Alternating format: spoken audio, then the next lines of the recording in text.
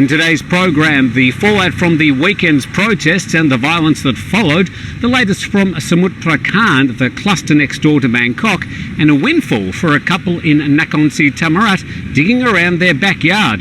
But first, let's have a talk about where we're doing our program from today. This is one of the major intersections in Patong, 3 roads waiting to get around. Not at the moment though. Patong's very, very quiet, and whilst it's quiet, there are some hotels open and there are some restaurants open, but certainly nothing like the past. Are closed at the moment in Patong, but there are still some open, and our lifesavers here are doing the right thing. They're on duty, but they're mostly enjoying their Facebook pages at the moment because there's not a lot to do.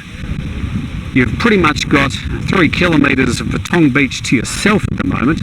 So if you are heading to Phuket, if you're able to get to Thailand at the moment, you're certainly going to see the whole place like you will probably never see it again. The government's doing their best to reduce the quarantine times and reduce things should be back to normal.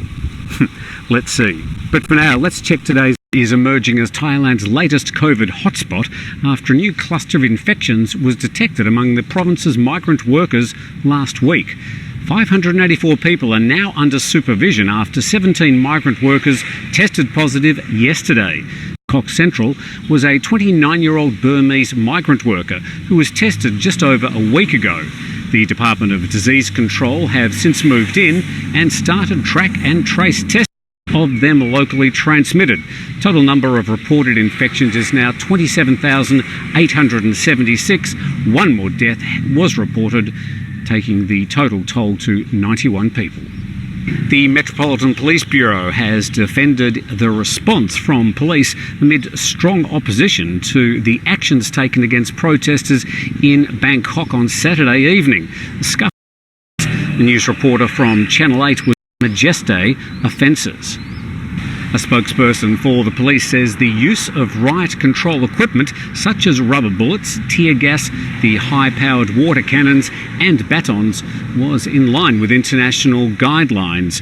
Police say they were forced to deploy the tear gas after having Molotov cocktails thrown at them by protesters, hitting protesters on the ground, chasing down individuals and protesters abandoning their motorbikes and running from the scene.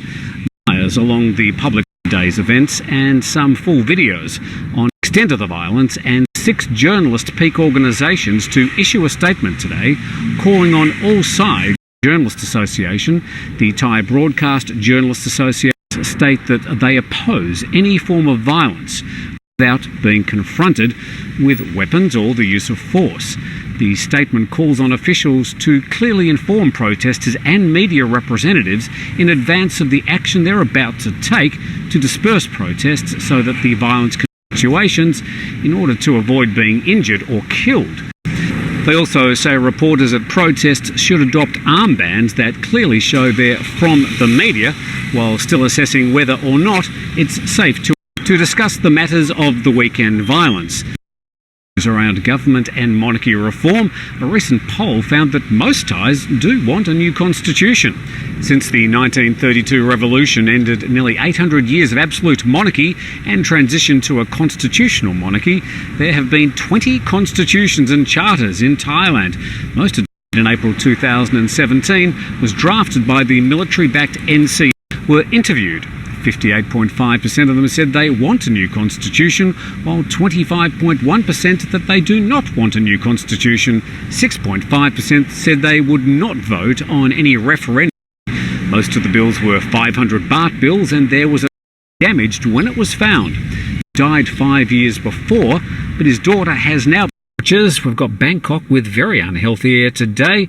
135 is the reading, but it will be better in the next few days. Temperatures around 30. It has been the reading over the next 2 days there today. As I said earlier, it's quiet, but there are people here, and certainly you sort of get a sense that they are gearing up somehow in the background for what may open up later this year.